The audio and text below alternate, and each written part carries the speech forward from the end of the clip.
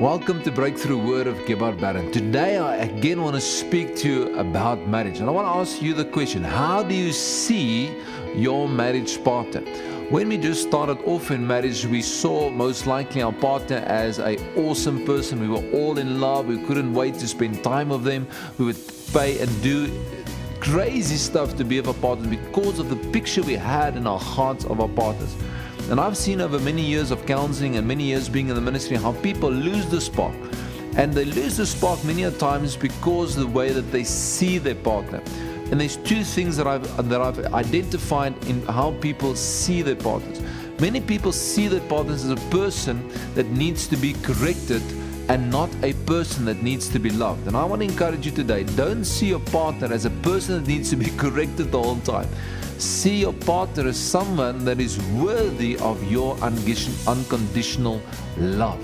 Secondly, one of the great reasons why so many marriages find themselves in disrepute, find themselves in struggles, find themselves in problems, find themselves fighting, is because one or both of the partners have a pride issue. Not one of them wants to bow the knee, not one of them wants to be humble, not one of them wants to be a servant. I want to encourage you today, if you want to have a blessed marriage, learn to serve, and serve some more. Learn to be humble. Learn to take the lower route. Learn to keep your tongue. Learn to speak life. Listen, guys, the marriage life is a blessed life. It is a prosperous life. It is a life full of abundance, but we have to follow God's blueprint. We cannot throw God's blueprint out of the window and still believe that we will have blessed marriages. Therefore, how do you see your partner? Are you applying unconditional love? What is unconditional love? The same type of love Jesus gave you. When you were still his enemy, God gave you the Son. In other words, love has no conditions. It's love, pure and simple. If your love is conditional, it's not love. Secondly, learn to not be full of pride. Learn not to be self-righteous. Because really, criticism, being judgmental comes from self-pride, comes from self-righteousness, where we feel that we are vindicated in ourselves when we can point the finger or have some criticism on somebody else.